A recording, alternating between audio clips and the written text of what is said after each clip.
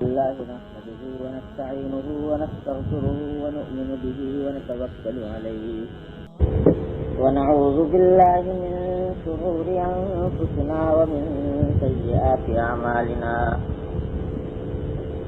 من يهده الله فلا مضل له ومن يضلله فلا هادي له وأشهد أن لا إله إلا الله وحده لا شريك له وأشهد أن سيدنا وسندنا ونبينا ومولانا محمدا عبده ورسوله صلى الله تعالى عليه وعلى آله وأصحابه وبارك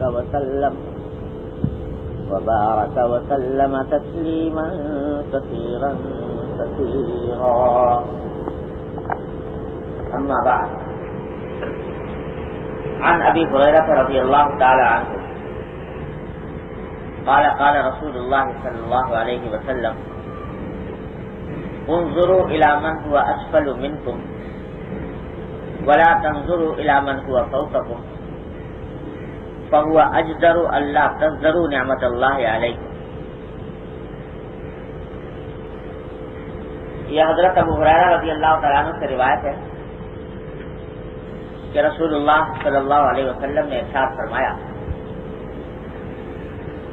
کہ ان لوگوں کی طرف دیکھو جو تم سے دنیاوی ساز و سامان میں کمتر ہیں، جن کے پاس دنیا کی مال و دولت، دنیا کا ساز و سامان اتنا نہیں ہے جتنا تمہارے پاس ہے، ان کی طرف دیکھو، اور ان لوگوں کی طرف نہ دیکھو جو تم سے مال و دولت میں، ساز و سامان میں زیادہ ہیں. اس کا نتیجہ یہ ہوگا کہ یہ تم اللہ تبارک و تعالیٰ کی جو نعمت تمہارے اوپر اللہ تبارک و تعالیٰ نے نازل فرمائی ہے، اس کی بے وقاتی اور ناقدری تمہارے دل میں پیدا نہیں ہے. ورنہ اپنے سے اونچے آدمیوں کو دیکھتے رہو گے تو ہر وقت اللہ تبارک و تعالیٰ کی عطا کی ہوئی نعمتوں میں پریشان رہو، نعمتوں کو ناقدری کی نگاہ سے دیکھو گے اور اس کی بے وقتی دل میں پیدا ہوگی، پریشان رہو. یہ ہے وہ نسخہ اکسیر جو نبی کریم سرور دو عالم صلی اللہ علیہ وسلم نے بیان فرمایا، دنیا کی محبت کو دل سے نکالنے کا، اور صحیح معنی میں پوچھئے تو دنیا کے اندر حقیقی راحت حاصل کرنے کا نسخہ اس حدیث میں نبی کریم صلی اللہ علیہ وسلم نے بیان فرمایا.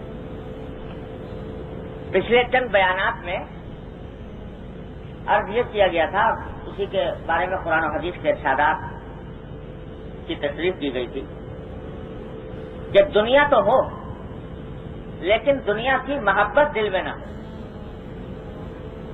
دنیا اس لیے ہو کہ اس کے بغیر گزارا نہیں، کھانے پینے کو نہ ملے، رہنے کو مکان نہ ہو، پہننے کو کپڑے نہ ہو تو آدمی زندہ کیسے رہے؟ اس لیے ضرورت تو ہے، لیکن اس کو اپنا مقصد زندگی نہ بنائے، اس کو اپنا مطمع نظر، آخری مطمع نظر نہ بنائے، اور ہم وقت صبح شام اسی کی دھن میں سرگردہ نہ رہے، اس کی محبت دل میں پیدا نہ کرے. اس کا راستہ ہے در حقیقت قناعت. قناعت کے ذریعے یہ وصف پیدا ہوتا ہے کہ دنیا کی محبت دل میں نہیں ہوتی. وہ دنیا ہوتی ہے مگر اس کی محبت نہیں ہوتی، کیونکہ محبت جب ہوتی ہے دنیا کی تو ہر وقت انسان یہ چاہتا ہے کہ یہ نہیں ملا وہ مل جائے، وہ نہیں ملا یہ مل جائے. دن رات اسی فکر میں سرگردہ رہتا ہے کہ آج جتنا آج کمایا اس سے دگنا کل کما لوں، اس سے چوگنا کل کما لوں، اور صبح سے لے کے شام تک یہی فکر سوار رہتی. تو یہ ہرس ہے، دنیا کی ہرس، دنیا کی محبت اور دنیا کی ہرس. محبت کے نتیجے میں لازماً ہرس پیدا ہو کہ ہر وقت انسان چاہتا ہے کہ میرے پاس زیادہ جمع ہو جائے. جیسا ایک حدیث قدسی میں ارشاد ہے کہ اللہ تبارک و تعالیٰ نے فرمایا کہ اگر ابن آدم کو ایک وادی سونے کی مل جائے بھری ہوئی تو وہ چاہے گا کہ میرے پاس 2 وادیاں ہوں، اور 2 وادیاں مل جائیں بھری ہوئی سونے کی، تو چاہے گا کہ مجھے 3 وادیاں مل جائیں۔ اور فرمایا کہ لا یملأ جوف ابن آدم الا التراب، ابن آدم کا پیٹ سوائے مٹی سے کوئی اور چیز نہیں بھرتی، مٹی بھرے گی اس کا پیٹ۔ جب دنیا سے رخصت ہو جائے گا، قبر میں پہنچے گا، دفن کیا جائے گا مٹی کے نیچے، تب پیٹ بھرے گا۔ پھر جتنا کچھ بھاگ دوڑ کر رہا تھا، چاروں طرف پھر رہا تھا، وہ ساری بھاگ دوڑ دھری رہ جائے گی، جو کچھ حاصل کیا تھا وہ سب چھوڑ جائے گا، خالی ہاتھ دنیا سے رخصت ہو۔ تو وہی چیز کا پیٹ بھر سکتی ہے، اس سے پہلے پیٹ بھر نہیں سکتی کوئی چیز، ہاں جس کو اللہ تبارک و تعالیٰ قناعت عطا فرما دے۔ تو یہ قناعت ضرور ایسی چیز ہے جو انسان کی آنکھ سیر کر دیتی ہے، پیٹ بھر دیتی ہے، اور اسی کا نسخہ نبی کریم صلی اللہ علیہ وسلم نے اس حدیث میں بیان فرمایا۔ اگر دنیا آخرت کی بہبود اور فلاح چاہتے ہو تو عمل کر لو، نہیں تو نہ کرو، تو دیکھ لو ساری عمر بے چینی اور پریشانی کا شکار ہو۔ حضور فرما رہے ہیں کہ اپنے سے اونچے کو مت دیکھو کہ اس کو مجھے بڑا چیز مل گئی مجھے نہ ملی، بلکہ دیکھو کہ جو تم سے کمتر آدمی ہے اس کو کیا ملا ہوا ہے، تمہیں اس کے مقابلے میں کتنا ملا۔ اس کو دیکھو گے تو دیکھو کہ کتنا تمہیں شکر ادا کرو گے اللہ تبارک و تعالیٰ کا کہ اللہ نے مجھے اس تکلیف سے نجات عطا فرمائی جو جس تکلیف میں یہ ہے۔ ورنہ ہر وقت اگر دوسروں کو دیکھتے رہو گے تو ہرس پیدا ہوگی، دوڑ پیدا ہوگی، اور اس کے نتیجے میں حسد پیدا ہوگا، وہ آگے نکل گیا میں پیچھے رہ گیا، حسد پیدا ہوگا تو بغض آئے گا، عداوتیں ہوں گی، دشمنیاں کھڑی ہوں گی، تعلقات خراب ہوں گے، اللہ کے حقوق بھی ضائع ہوں گے، اللہ کے بندوں کے حقوق بھی ضائع ہوں گے۔ اور اگر قناعت آ گئی، بھائی مجھے اللہ تعالیٰ کا شکر ہے، عزت کے ساتھ جو کچھ مل رہا ہے اللہ تعالیٰ کا انعام ہے، کتنے ہیں جو اس سے محروم ہیں، الحمدللہ اس میں خوش ہوں، تو اللہ تبارک و تعالیٰ قناعت عطا فرمائیں گے، سکون میں آ جاؤ، اس کے سوا کوئی راستہ نہیں ہے۔ ورنہ دیکھ لو جہاں تک دنیا کا تعلق ہے، یہ دنیا ایسی چیز ہے کہ کبھی کوئی بھی انسان اس روئے زمین پر ایسا پیدا نہیں ہوا جو یہ کہہ دے کہ میری ساری خواہشات پوری ہو گئی۔ خواہشات کی کوئی انتہا نہیں، کوئی حد نہیں، کوئی انسان ایسا پیدا نہیں ہوا۔ قارون کا خزانہ بھی اگر آ جائے تو بھی انسان یہ نہیں کہہ سکتا کہ میری خواہشیں پوری ہو گئی۔ تو یہ تو لامتناہی سلسلہ ہے، یہ دنیا جو ہے اس کا دھندا ہی ایسا ہے کہ اس کے اندر ایک کڑی سے دوسری کڑی ملی ہوئی ہے۔ وہ عربی کا ایک شاعر ہے متنبی،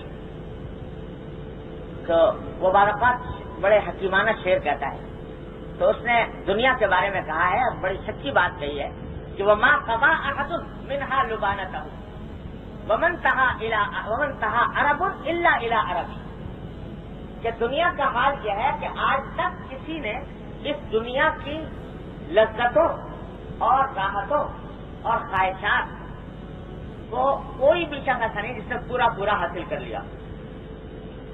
ایک حاجت انسان کی پوری ہوتی ہے کہ ایک خواہش پوری ہوتی ہے تو ابھی پوری نہیں ہوئی ہوتی کہ دوسری ابھر آتی ہے۔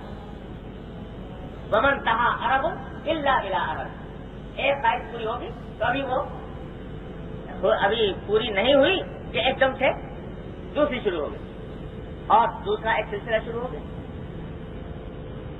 ایک شخص ہے، اس کو بے روزگار ہے، اس کی خواہش ہے، حاجت بھی ہے، خواہش بھی ہے کہ بھائی روزگار مجھے مل جائے، جی مل گیا، تو ملتے ہی فوراً یہ خیال آئے گا کہ اسی روزگار میں جو دوسرے لوگ ہیں وہ مجھ سے زیادہ کما رہے ہیں، ان تک پہنچ جاؤ، وہاں پہنچ گیا۔ اب معلوم ہوا کہ صاحب یہ تو اور نظر آ رہے ہیں اس سے بھی زیادہ کمانے والے، تو اب خواہش ہوگی کہ وہاں تک پہنچ جاؤ، تو پوری زندگی اسی میں گزر جائے گی۔ ومن تہا عرب الا الى عرب، یہ دیکھ لو پوری زندگی کے اندر یہ نظر آئے گا۔ سارے دنیا کسے تمام نہ کر، کسی نے آج تک دنیا کا کام پورا نہیں کیا، جو کچھ خواہشات امیدیں، ہاں اس نے پورا کیا جس نے اس دنیا کی حقیقت کو سمجھا، یعنی انبیاء علیہ السلام اور انبیاء کرام کے وارثین جو اس دنیا کی حقیقت کو سمجھتے ہیں کہ یہ چند روزہ ہے، اس کے اندر محض بقدر ضرورت کام کرنا ہے، اس میں کوئی بہت عللے تللے کی فکر زیادہ نہیں کرنی ہے. اللہ تعالیٰ محض عطا فرما دے اپنی رحمت سے دے دیں تو ان کی نعمت ہے, لیکن اپنی طرف سے فکر اس کی زیادہ نہیں کرنی. تو وہ اوپر کو دیکھنے کے بجائے نیچے کی طرف دیکھیں.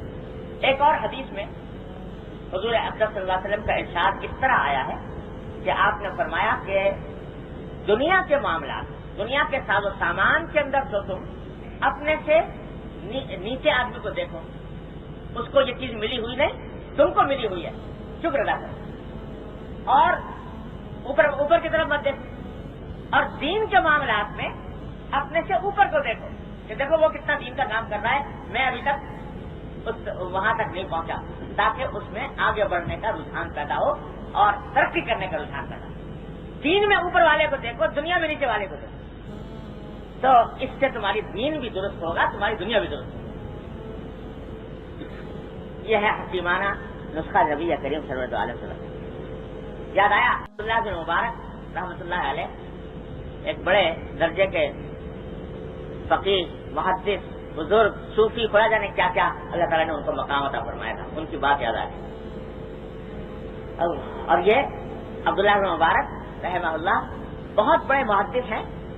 امام ابو حنیفہ رحمۃ اللہ علیہ کے شاگردوں میں سے ان کے ہم عصر بھی ہیں, اور شروع میں بڑے آزاد آدمی تھے, بڑے مال دولت والے, بڑے دولت مند اور بڑے آزاد آدمی. تو ان کی بڑی زمینیں تھی, جائیدادیں تھی, جاگیریں تھیں, خدا نے کیا کچھ تھا, باغات وغیرہ. تو وہاں جس جگہ یہ مقیم تھے وہاں سیب بہت اعلیٰ درجے کا ہوا کرتا تھا. تو سیب کے باغات تھے ان کے. تو جب سیب کے پکنے کا موسم آیا تو یہ اپنے دوست احباب, یار دوستوں کے ساتھ مل کر اور وہاں اپنے باغ میں جا کر انہوں نے ڈیرا ڈال لیا کہ تازے تازے سیب توڑے جائیں گے اور کھائیں گے اور ذرا پکنک منائیں گے. تو یار دوستوں کے ساتھ وہاں پر مقیم.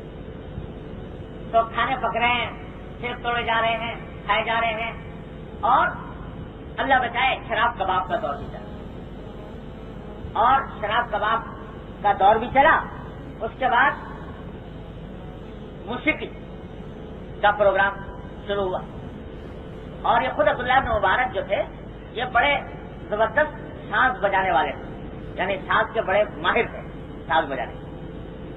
تو کھانا کھایا ہوا, باغ کا ماحول اور اس کے اندر اعلیٰ درجے کی محفل, اور کھانا شراب وراب پی ہوئی, نشہ چڑھا ہوا, ہاتھ میں ستار, اور اس کو بجا رہے.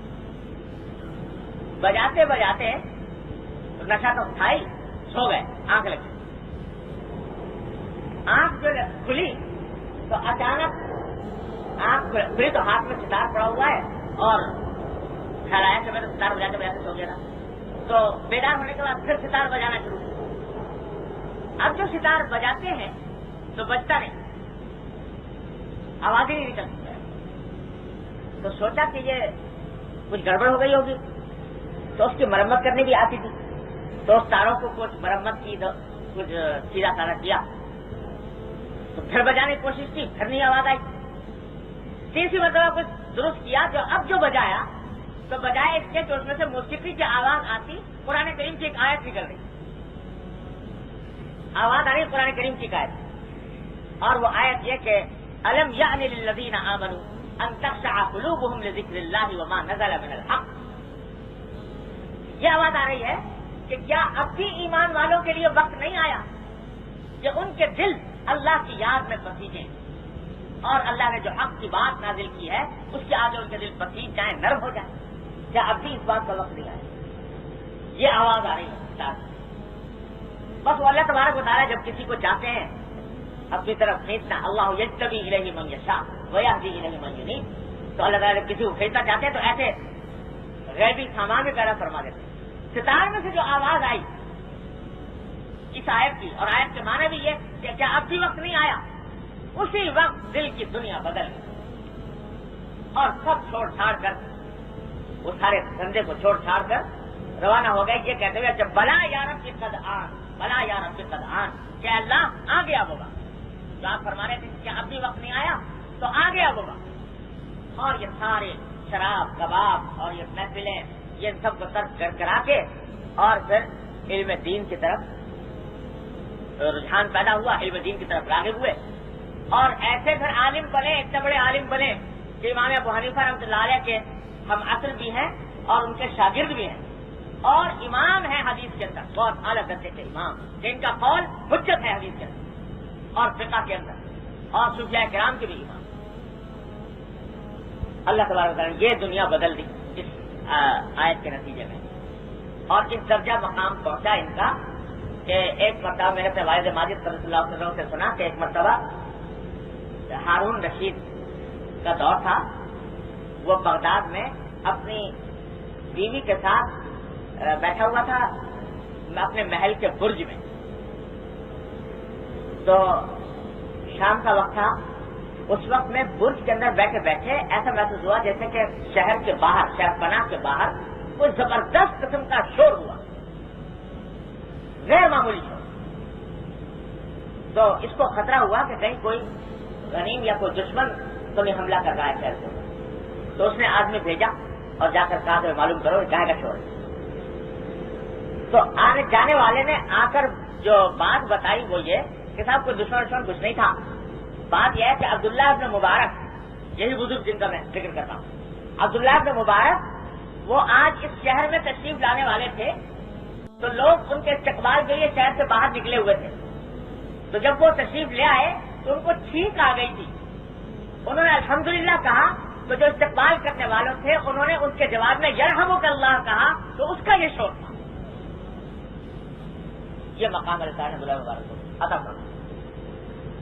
تو وہ عبداللہ بن مبارک رحمہ اللہ فرماتے ہیں، ان کا قول نقل کر رہا ہوں، انہوں نے وہ فرماتے ہیں کہ میرے اوپر ایک دور ایسا گزرا جب میں جالست الاغنیاء، مالداروں کے ساتھ اٹھنا بیٹھنا میرا رہا، اور صبح شام انہی کے ساتھ اٹھنا، انہی کے ساتھ بیٹھنا، انہی کے ساتھ صحبت، انہی کی کو ہر وقت دیکھنا ملنا۔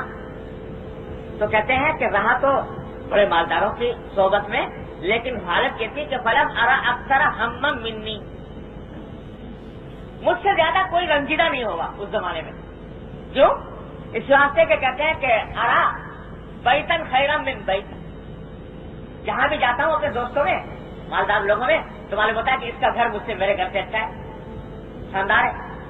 وہ دابتن خیرم من دابتی، دیکھتا ہوں سواری، تو معلوم ہوا کہ صاحب اپنی سواری میں بڑا خوش ہو رہا تھا کہ بڑی اچھی سواری ہے، کسی دوست کے پاس گیا، معلوم ہوا کہ اس کی سواری تو مجھ سے ہی بہت آگے بڑھی ہوئی، اور لباس اپنا اعلیٰ سے اعلیٰ خرید کے لایا بازار سے، شاندار سے شاندار جچنے والا، لیکن کسی اور اپنے دوست کے پاس گیا، دیکھا تو اس سے بھی اچھا پہنا ہوا ہے۔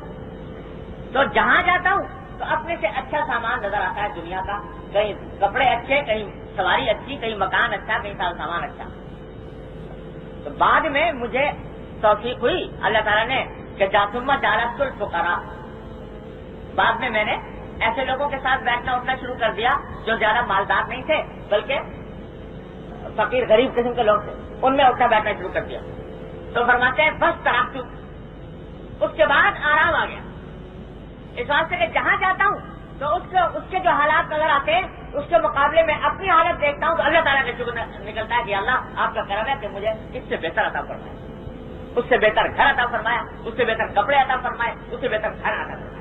رونا جالست الفقراء فقراء، فقراء کے ساتھ بیٹھا اٹھنا، فقراء عربی میں کہتے ہیں کم آمدنی والے لوگوں کو، وہ ان کے ساتھ بیٹھنا شروع کیا تو اللہ تعالیٰ نے مجھے راحت دیا۔ یہ ہے قناعت۔ جب تک یہ قناعت حاصل نہ ہو، یقین رکھیے کہ نہ صرف یہ کہ ساری عمر انسان دنیا کی دوڑ میں مبتلا رہے گا بلکہ راحت بھی نصیب نہیں ہوتی۔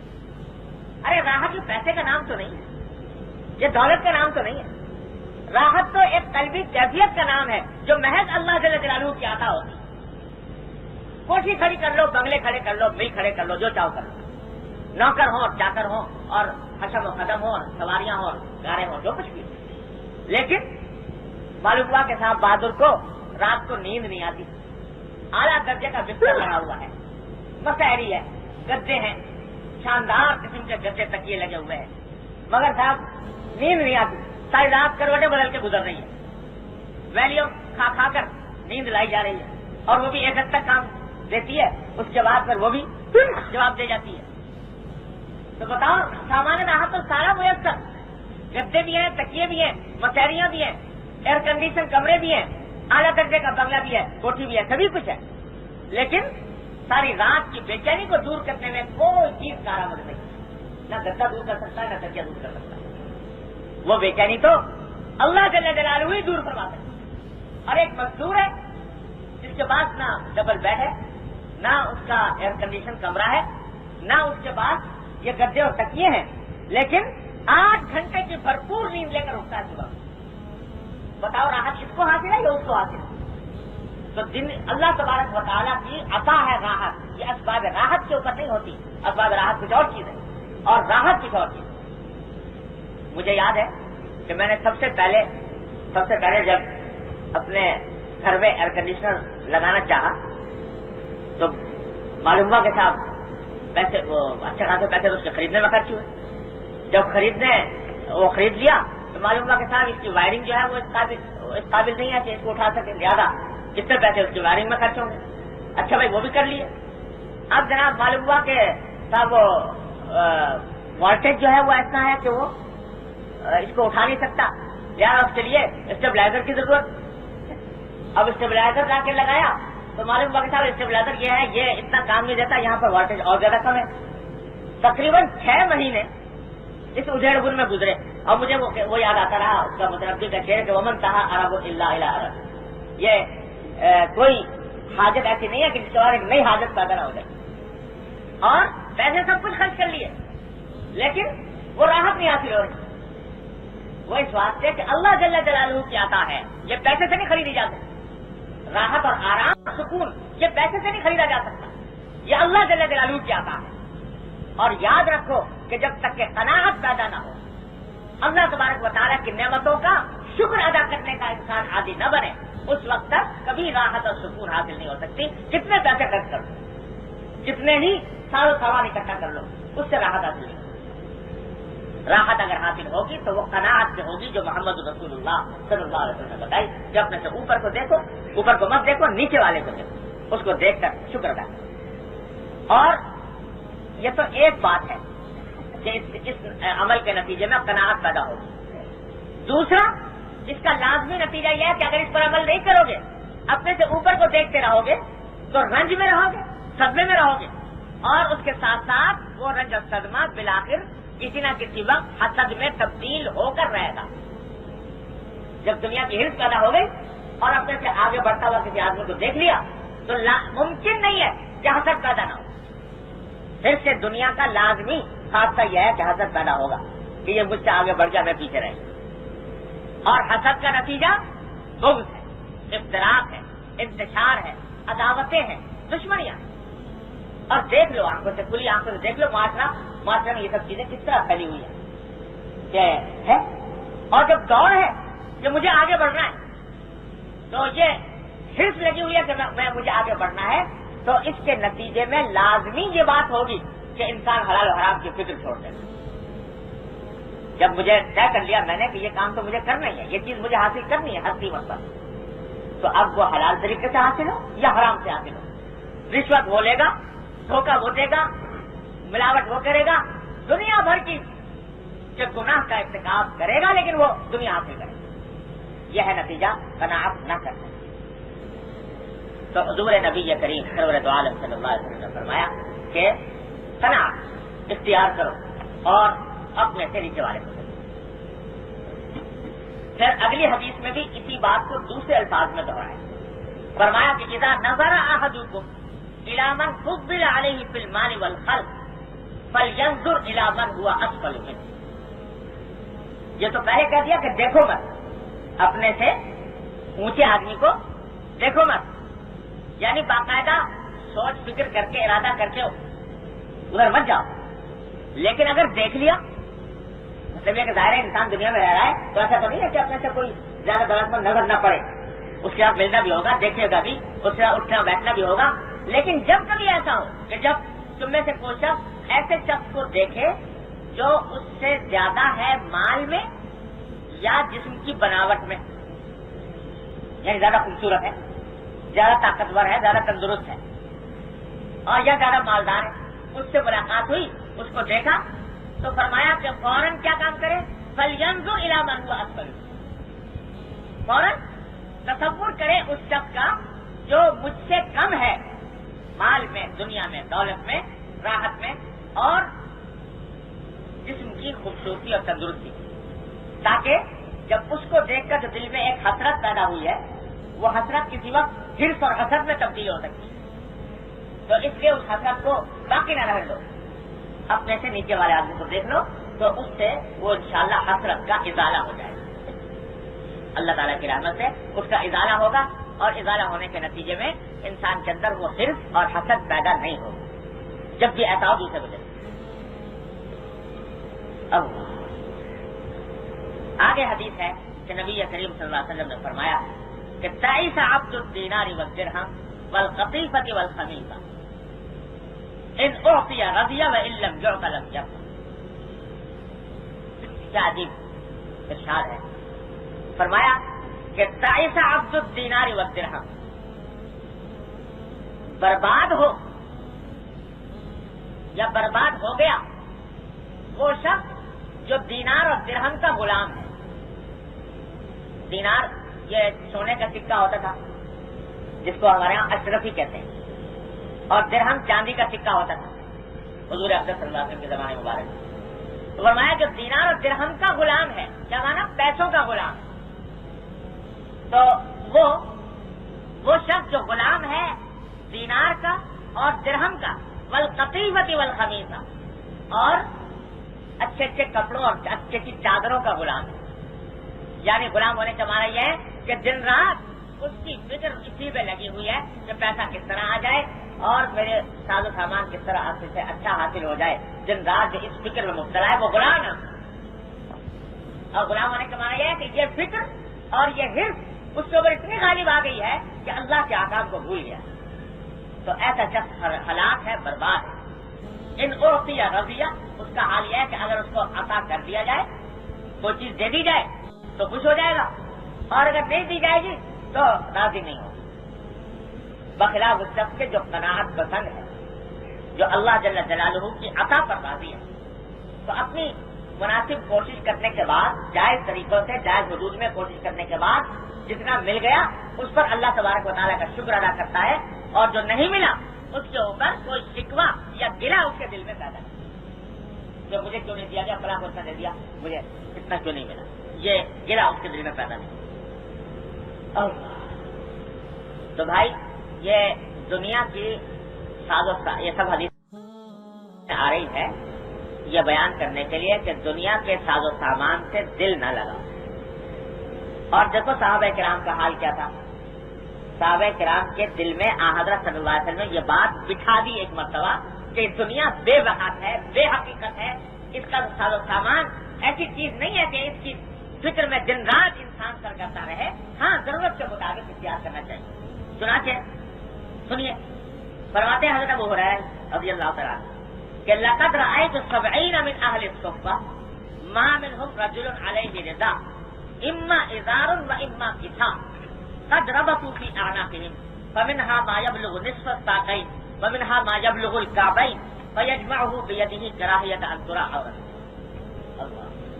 حضرت ابو ہریرہ فرماتے ہیں اصحاب صفہ کا حال، اصحاب صفہ تو جانتے ہی ہوں گے، یہ حضور اقدس صلی اللہ علیہ وسلم کی خدمت میں بعض صحابہ کرام اپنا سارا کام چھوڑ کر حضور اقدس صلی اللہ علیہ وسلم کی خدمت میں آ پڑے تھے اس غرض۔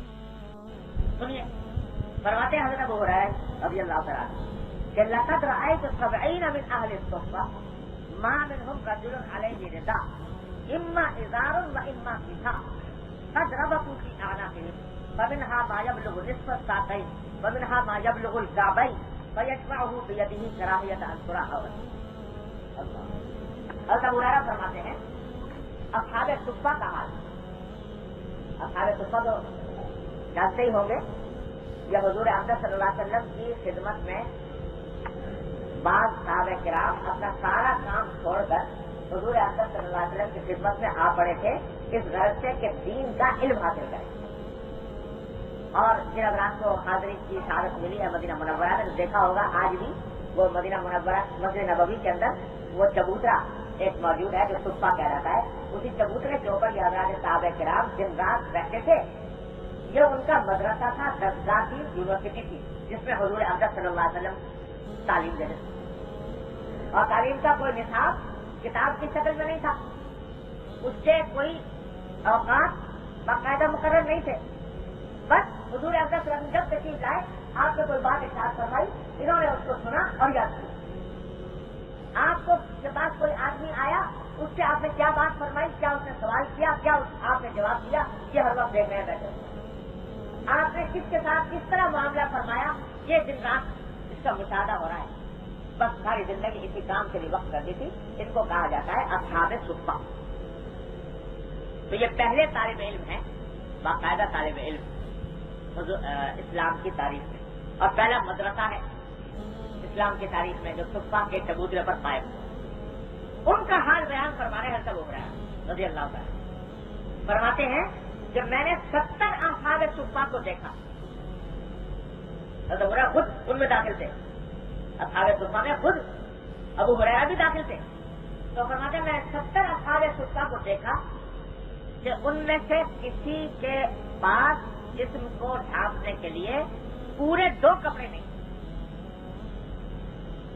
70 آدمی ایسے تھے جن کے پاس پورا جسم ڈھانپنے کے لیے 2 کپڑے نہیں تھے. کبھی تو کسی کے پاس ایک چادر تھی, نے ایک چادر سے اپنے گلے میں باندھ کر اس چادر کو اور یہاں تک نصف پنڈلی تک اس کو اپنے جسم کو لپیٹا ہوا اس سے. اور کسی کے پاس ایسا تھا کہ اس نے نیچے اپنے زیر جامہ تو ہے اس کے پاس, لیکن اوپر کے بدن کو ڈھانپنے کے لیے باقاعدہ کپڑا نہیں. ایسے 70 صحابہ کرام اصحاب صفہ میں موجود ہیں. اور بعض اوقات وہ صاحب جنہوں نے کہ گلے میں اپنے چادر باندھی ہوئی ہے اب نیچے تک, یعنی آدھی پنڈلی تک وہ چادر جا رہی ہے, تو میں نے دیکھا کبھی کبھی وہ اپنے اس چادر کو اس طرح پکڑ کر چلتے تھے کہ خطرہ ہوتا تھا کہ کہیں ایسا نہ ہو کہ کشف عورت ہو جائے. اس واسطے وہ احتیاط کے ساتھ چلتے. اس حالت میں صحابہ کرام صفہ کے اندر حضور اقدس صلی اللہ علیہ وسلم کے پاس علم حاصل کرنے کے پڑے. اگر دنیا جمع کرنا چاہتے تو کیا نہ کر سکتے. اللہ تبارک و تعالیٰ نے صلاحیتیں, ذہانت اتنی عطا فرمائی تھی کہ اگر چاہتے تو سب کچھ کر لیتے. لیکن وجہ یہ ہے کہ دنیا کی طرف زیادہ التفات نہیں, بس بقدر ضرورت جو کھانے کو. وہاں آپ نے دیکھا ہوگا مسجد اسی اصحاب صفہ کی جگہ پہ مسجد نبوی میں ایک وہ ستون ہے, اس ستون کی یادگار اب بھی وہاں پر موجود ہے کہ وہاں پر لا کر کھجور کے خوشے لٹکا دیے جاتے تھے. وہ کھجور کے خوشے ان اصحاب صفہ کی غذا ہوتی کہ تاکہ اس خوشوں میں سے جب کوئی بھوک لگی تو تھوڑے سے وہ کھا لی. خود یہ حضرت ابو ہریرہ فرماتے ہیں رضی اللہ تعالیٰ کہ میں مسجد نبوی کے اندر رہتا تھا حضور اقدس صلی اللہ علیہ وسلم کی خدمت میں, اور حالت یہ ہوتی تھی کہ بعض اوقات بھوک کی شدت سے نڈھال ہو کر میں مسجد نبوی کے دروازے پر اس طرح گر جاتا تھا کہ لوگوں کو یہ خیال ہوتا تھا کہ شاید اس کو مرگی کا دورہ پڑا ہے. تو لوگ میری گردن پر پاؤں رکھ کے جاتے تھے. اس زمانے میں اہل عرب کے یہاں یہ مشہور تھا کہ اگر کسی کو مرگی کا دورہ پڑ جائے تو اس مرگی کے دورے کا ایک علاج یہ ہے کہ اس کے گردن پر پاؤں رکھا جائے تو اس سے دورہ کھل جاتا ہے. تو لوگ میرے گردن پر پاؤں رکھ کے جاتے تھے اور پھر قسم کھا کر کہتے ہیں کہ واللہ ما بی الا الجوع, خدا کی قسم مجھے نہ مرگی کا دورہ تھا نہ غلطی تھی, مجھے صرف بھوک کے سے نڈال ہو کر لیٹا ہوا. اس حالت میں وقت گزارا ہے. سب انہوں نے 5364 احادیث نبی کریم صلی اللہ علیہ وسلم جب ہو رہا ہے سب سے زیادہ حدیثیں ان سے مرضی حضرت ہو رہا ہے. تو خود فاقے برداشت کر کے موٹا چھوٹا پہن کر روکھی سوکھی کھا کر ہمارے لیے یہ سب سامان تیار کر گئے. پورا دین ہمارے پاس محسوس کر کے چلے گئے. یاد رہا اللہ تبارک و تعالیٰ ان کے درجات بلند فرمائیں. ان کا اتنا بڑا احسان ہے ہمارے اوپر. تو لیکن یہ مزاج بنا دیا تھا صحابہ کرام کا رسول اللہ صلی اللہ علیہ وسلم نے کہ دنیا کی ہرس, دنیا کی محبت, دنیا کا ضرورت سے زیادہ شوق یہ ختم. ہر شخص اس فکر میں ہے کہ اللہ تبارک و تعالیٰ کسی طرح مجھے آخرت کی محبوب مجھے عطا فرما دے، آخرت کی صلاح و فلاح عطا فرما۔ دنیا ہے تو ضرورت کے مطابق اختیار، جیسے حضور اقدس صلی اللہ علیہ وسلم اس کی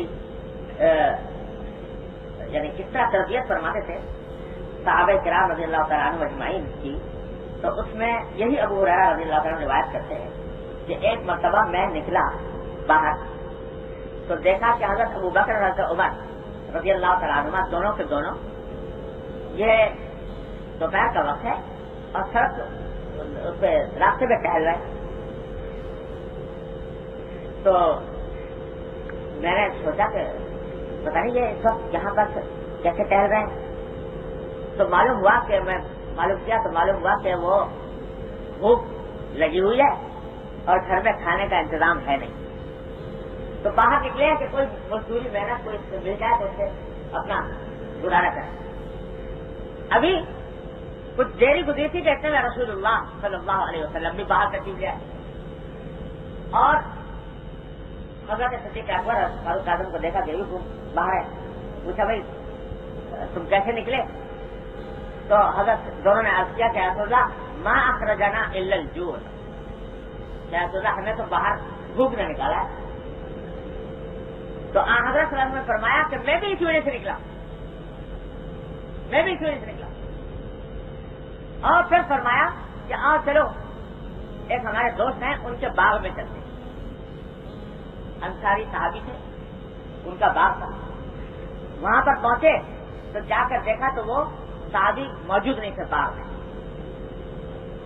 تو ان کی اہلیہ تھی، انہوں نے دیکھا کہ حضور اقدس صلی اللہ علیہ وسلم اور صدیق اکبر عمر تشریف لائے ہیں، تو ان کی خوشی کی کوئی انتہا نہ رہی، انہوں نے کہا کہ آج تو میرے مجھ سے زیادہ خوش قسمت کوئی نہیں ہے کہ حضرت رسول اللہ صلی اللہ علیہ وسلم میرے پاس مہمان، تو حضرت صلی اللہ علیہ وسلم نے اس باغ میں آپ نصیب فرما ہوئے، تو خاتون نے یہ کیا کہ کہا کہ رسول اللہ مجھے تھوڑی دیر کی اجازت دیجیے تو میں آپ کے لیے ایک بکری ذبح کروں، تو آپ نے فرمایا کہ اچھا ٹھیک ہے بکری ذبح کر دو کچھ حرج نہیں، لیکن کوئی دودھ دینے والی بکری مت ذبح کرنا، اس بات سے کہ جو دودھ دینے والی بکری ہے وہ دوسرے مقصد کے لیے ہے، اس کو ضائع نہیں کرنا چاہیے ذبح کر کے، تو انہوں نے کہا کہ نہیں میں دوسری بکری ذبح کروں گی، اس طرح سے بکری ذبح کی اور حضور اقدس صلی اللہ علیہ وسلم کے سامنے کچھ لا کر رکھا، صدیق اکبر فاروق اعظم بھی ساتھ سے تناول فرمایا اور کچھ پانی ٹھنڈا لا کر پیش کیا، حضرت صلی اللہ علیہ وسلم کو ٹھنڈا پانی بے حد مرغوب تھا،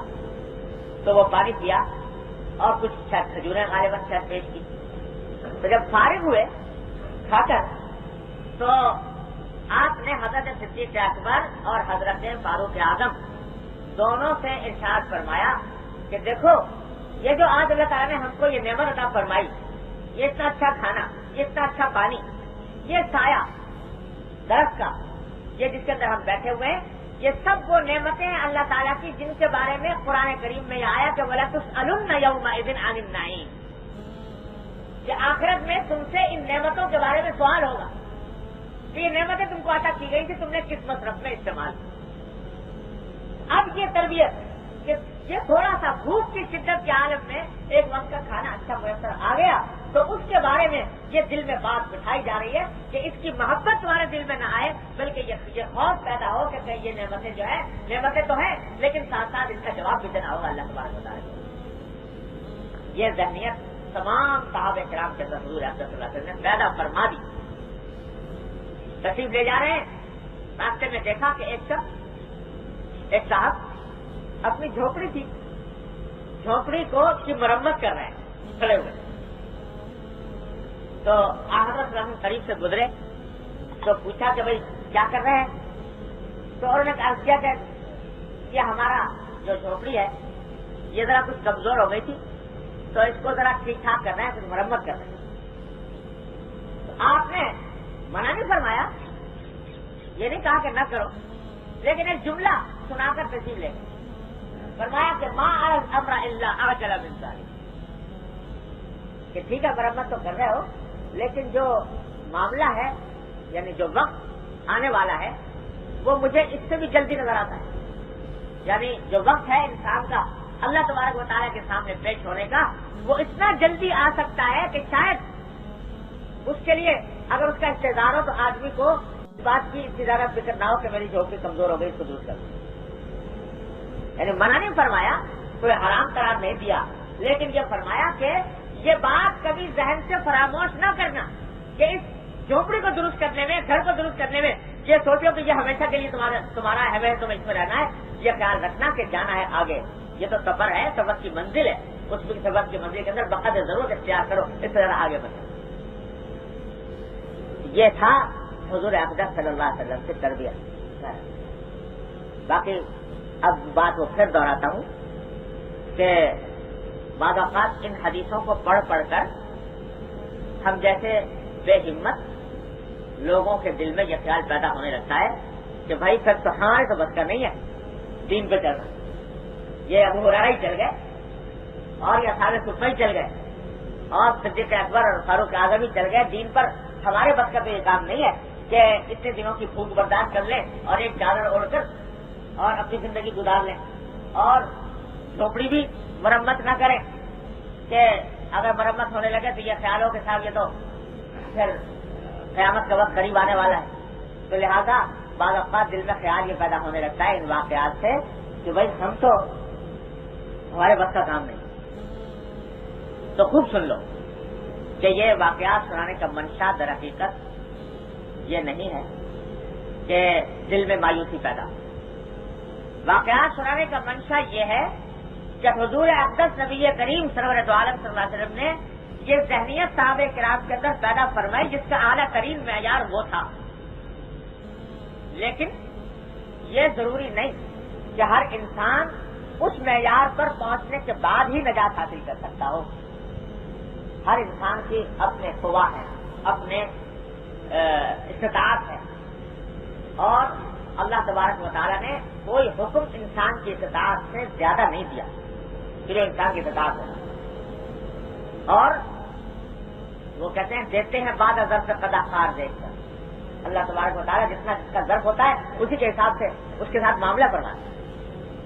اور یہ کبھی کبھی ہمارے دلوں میں خبر پیدا ہوا کرتا ہے کہ صاحب کاش کہ ہم بھی حضور اقدس سرور دو عالم صلی اللہ علیہ وسلم کے زمانے میں پیدا ہوئے ہوتے تو صحابہ کرام کے ساتھ ہوتے، سرکار دو عالم صلی اللہ علیہ وسلم کی زیارت نصیب ہوتی، آپ کے ساتھ جہاد اور غزوات میں شریک ہوتے. یہ کبھی کبھی خبر دل میں پیدا ہوا کرتا ہے. لیکن یہ اللہ جل جلالہ کی مصلحت ہے کہ انہوں نے ہم کو اس دور میں پیدا نہیں کیا. اگر ہم اپنے موجودہ اس ضرب کے ساتھ، اس صلاحیت کے ساتھ جو آج رکھتے ہیں اس دور میں ہوتے تو قرآن جانے کس ابو جہل ابو لہب کے ضرب میں ہوتے. اللہ بچائے. یہ صحابہ کرام رضی اللہ تعالیٰ عنہم اجمعین کا ضرب تھا، ان کی استعداد تھی کہ انہوں نے سرکار دو عالم صلی اللہ علیہ وسلم کے ساتھ اس کا ساتھ دیا ان حالات میں ساتھ. لیکن ساتھ میں سرکار دو عالم صلی اللہ علیہ وسلم نے راستہ بتا دیا ہمیں، آپ کو سب قیامت تک آنے والے ہر انسان کہ تمہارے لیے ذمہ جو کام ہے وہ تمہاری استطاعت کے مطابق یہ ہے کہ دنیا کی محبت دل میں نہ ہو، حرص نہ ہو، اور حرص اور محبت کے بغیر رہتے ہوئے دنیا کو اپناؤ، دنیا کو حاصل کرو اس طرح کہ جائز اور حلال طریقوں سے کرو، حرام طریقوں سے پرہیز کرو. بس اللہ اللہ کہتا تو یہ تمہاری دنیا سے محبت اور زہد کے لیے کافی ہے. پہلے بھی شاید پتہ نہیں میں نے یہ بات سنائی تھی آپ حضرات کو کہ حکیم الامت حضرت مولانا اشرف علی صاحب تھانوی قدس اللہ علیہ اللہ تعالیٰ ان کے درجات بلند فرمائیں، وہ ہمارے دور میں وارث ہیں حضور اقدس صلی اللہ علیہ وسلم اور مجدد ہیں اپنے عہد کے. اس واسطے وہ ہمارے صلاحیتوں اور ہمارے ضرب کے مطابق ہمیں کیا کرنا ہے ان سے زیادہ بہتر کوئی اور شاید بتانا چاہیے. تو انہوں نے ایک اصول بتا دیا ہمیں عمل کا. دنیا کتنی حاصل کرو، کس درجے میں کرو اور کس درجے میں اس کے ساتھ معاملہ کرو، اس کا اصول بتا گئے. اصول اپنے بتایا وہ مکان کے سلسلے میں کہ مکان آدمی کیسا بنائے، کس درجے کا بنائے، اس کے بارے میں اصول بتایا. لیکن وہ اصول لاگو ہوتا ہے تمام ضروریات زندگی. فرمایا مکان جو ہے وہ 5 مقصد کے لیے بنایا جا سکتا ہے، 5 قسم کے مقاصد کے. پہلا مقصد ہے رہائش کہ بھئی ایسا مکان ہو کہ آدمی رہ سکے، یعنی رات کو رات گزار سکے. رہنے کا معنی یہ ہے کہ اس کو دھوپ سے حفاظت ہو جائے، بارش سے حفاظت ہو جائے، سردی گرمی کی شدت سے حفاظت ہو جائے، پر ایسا مکان تو یہ رہائش تو جھونپڑی میں بھی ہو سکتی، اس کے لیے کوئی باقاعدہ پکا مکان بنانے کی ضرورت نہیں. تو یہ رہائش کا مقصد جائز ہے، کوئی گناہ نہیں. اگر کوئی شخص ایسا مکان بنائے کہ جس جو ہے معمولی قسم کا لیکن رہائش کا مقصد پورا کرے.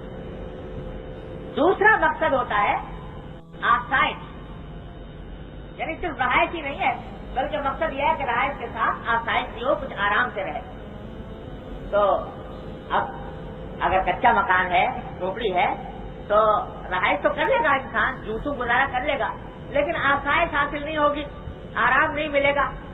ہو سکتا ہے کسی وقت ٹپکنا شروع ہو جائے، بارش ہو گئی، دھوپ پڑ رہی ہے، دھوپ کی تپش اندر آ رہی ہے وغیرہ وغیرہ، تو آسائش نہیں.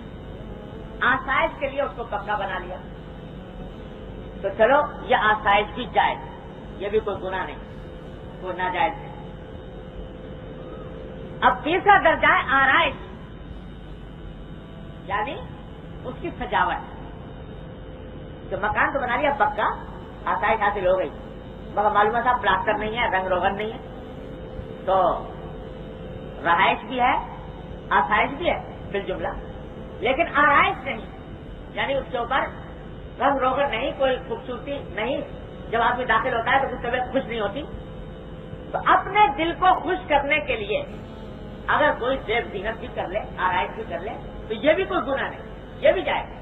اللہ تبارک و تعالیٰ نے اس کی بھی اجازت کہ آرائش اختیار کر لے اس غرض سے کہ میرے دل کو خوشی حاصل ہو. جب میں داخل ہوں تو خوشی حاصل ہو. الحمدللہ اللہ تعالیٰ نے مجھے ایسا وقار ایسا فرمایا کہ جو آسائش کا بھی ہے اور اچھا بھی لگتا ہے دیکھنے میں، یہ بھی جائے.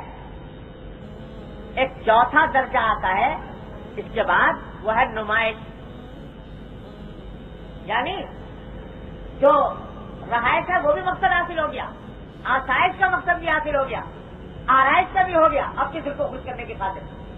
باقی یہ کہ اب دل چاہتا ہے یہ کہ ایسا بناؤں کہ دیکھنے والے یہ کہے کہ صاحب وہ جو مکان تھا فلاں شخص کا وہ ہم نے دیکھا تھا، وہ اس درجے کا تھا کہ معلوم ہوتا ہے کہ اس کے چوکی کی داد دینی پڑتی ہے اور اس کی مالداری کا کلمہ پڑھنا پڑتا ہے. اس کے لیے آدمی کوئی کارروائی کرتا ہے اپنے مکان کے اندر اس غرض سے تاکہ لوگوں کو دکھانے کے لیے، نمائش کے لیے کرتا ہے تاکہ لوگ اس کو بڑا سمجھیں، لوگ اس کو دولت مند سمجھیں، لوگ اس کو اپنے سے زیادہ فوقیت والا سمجھیں.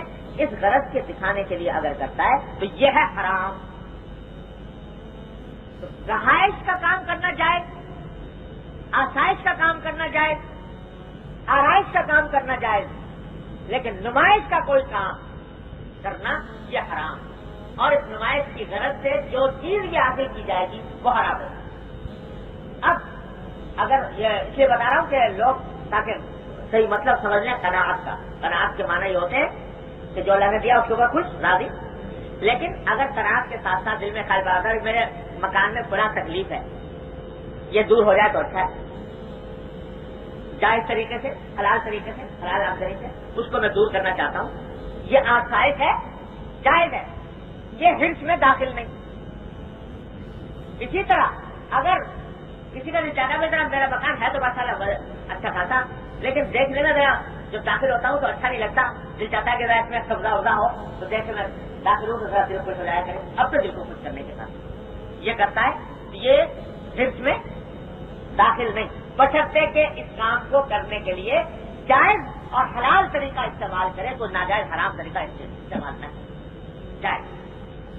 لیکن اس سے آگے کہ صاحب ہے تو سب کچھ، آرام کیا سب کچھ ہے، باقی پھر بھی لوگ یہ سمجھتے ہیں کہ یہ تو تھرڈ کلاس آدمی ہے، اس کا مکان ایسا ہے کہ یہ تھرڈ کلاس آدمی کا مکان نظر آتا ہے. یا ایسے محلے میں رہتا ہوں کہ آس پاس جو ہے وہ مکانات ان کے ساتھ یہ میچ نہیں کرتا، یہ مکان اس درجے کا.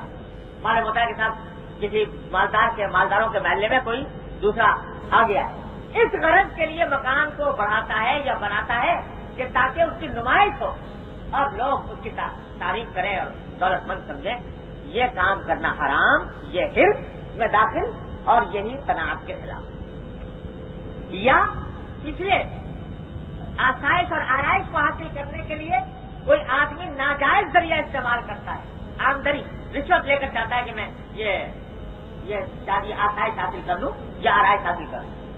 سود کھا کر چاہتا ہے, رشوت لے کر چاہتا ہے, دھوکہ دے کر چاہتا ہے, دوسرے کا حق مار کر چاہتا ہے, تو اس صورت میں یہ حرص ہے اور یہ دنیا ہے, اور اسی کی مذمت دنیا کی مذمت کے اندر وارد ہے. تو صحابہ کرام رضی اللہ تعالیٰ عنہ اجمعین کے جو واقعات میں آپ حضرات کو سنا رہا تھا, وہ اس لیے سنا رہا تھا کہ بھائی وہ اعلیٰ درجے کے لوگ تھے, وہ کس مقام پر تھے.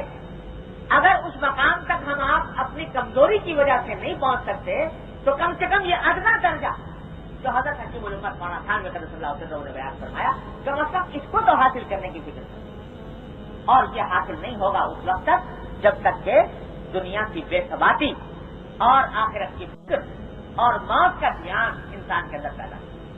یہ خیال پیدا ہو ہر وقت منصوبے بنا رہا ہے, کب تک کے لیے منصوبے, سارا سال کے منصوبے بن رہے ہیں, یہ بتا نہیں کہ کل ہی رخصت ہو جائے گا, اور ہو رہے رخصت بیٹھے بیٹھے انسان چل دیتا ہے. تو اس منصوبہ ایسے منصوبوں سے پرہیز کرے اور صرف بقدر ضرورت اس حد تک اتباع کرے جو میں نے عرض کیا.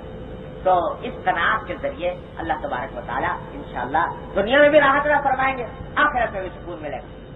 اور اس کا راستہ حضور صلی اللہ علیہ وسلم نے بتا دیا کہ اپنے سے نیچے کو دیکھو, شکر ادا کرو, اپنے سے اوپر کی طرف دھیان نہ کرو, ورنہ اوپر سے اوپر تو چلتے چلے جاؤ تو معلوم ہوگا کہ صاحب کوئی امتحان نہیں, کوئی امتحان نہیں. ایک قصہ لکھا حضرت خانوی صلی اللہ علیہ وسلم نے کہ ایک تھا, کوئی یہودی تھا, وہ جناب اس نے بڑے خزانے جمع کر رکھے تھے, اور ایک دن خزانے کے معائنے کے لیے نکلا, خزانے میں معائنے کے لیے نکلا, اور یہ معائنہ اس کا چوکیدار سے بٹھایا ہوا تھا, لیکن یہ دیکھنے کے لیے کہ چوکیدار سے خیانت تو نہیں کرتا, خود معائنے کے لیے گیا اور اپنی خفیہ چابی سے اس کو کھول کر اور اندر چلا گیا.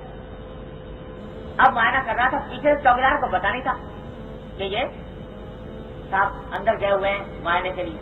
اس نے دیکھا کہ خزانے کا دروازہ کھلا پڑا ہے, اس نے آ کر پیچھے سے تالا لگا دیا. اب یہ اندر جناب وہ سارا خزانہ, سونا چاندی ہیرے جواہرات جو کچھ تھے وہ سب اس کی سیر ہو رہی ہے, اور آواز دیتا ہے تو آواز باہر نہیں جاتی. تو اب وہ سونا کچھ کام آیا ہے, چاندی کچھ کام ہے, بھوک لگی تو سونا کھا نہیں سکتا, پیاس لگ رہے تو چاندی پی نہیں سکتا. تو وہ اسی خزانے کے اندر تڑپ تڑپ کر جان دے دی جس کو جمع کیا تھا, وہی موت کا سبب بن گیا. اللہ تعالیٰ بچائے. تو اللہ تعالیٰ فرماتے ہیں انما یرید اللہ ان یعذبہم بہا فی الحیات الدنیا. اللہ تعالیٰ بعض اہل دنیا کو دنیا کی کے ذریعے عذاب دیتے ہیں دنیا میں زندگی کے اندر. تو اگر اس عذاب سے بچنا ہے تو راستہ اس کا سوائے سے کچھ نہیں, جو حضور اعظم نے فرمایا کہ بھائی اوپر کو زیادہ مت دیکھو, نیچے کو دیکھو, شکر ادا کرو.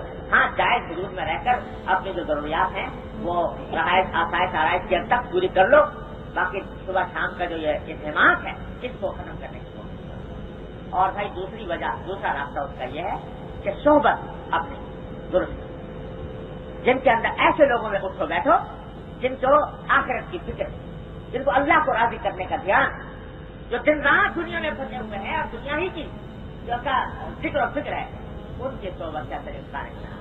اللہ تعالیٰ مجھے آپ کو سب کو اتباع کرے. اللہم صلی علی سیدنا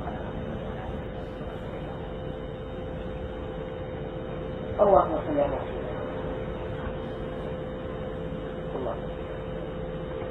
ربنا ظلمنا انفسنا وان لم تغفر لنا وترحمنا لنكونن من الخاسرين. ربنا آتنا في الدنيا حسنة وفي الآخرة حسنة وقنا عذاب النار.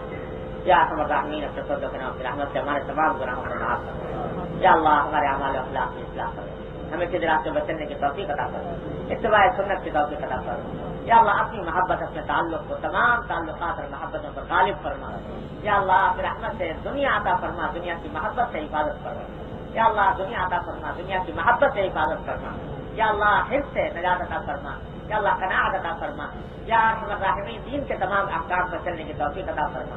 یا اللہ تمام حاضرین و حاضرات کو ان کے تمام جائز مقاصد میں کامیابی عطا فرما. سب کی پریشانیوں کو دور فرما، سب کی مشکلات کو آسان فرما. اللهم انا نسألك من خير ما سألك من عبدك ونبيك محمد صلى الله عليه وسلم، ونعوذ بك من شر ما استعاذ من عبدك ونبيك محمد صلى الله عليه وسلم. ربنا تقبل منا انك انت السميع العليم وتب علينا انك انت التواب الرحيم. وصلى الله تعالى على خير خلقه محمد وآله وصحبه اجمعين. آمين برحمتك.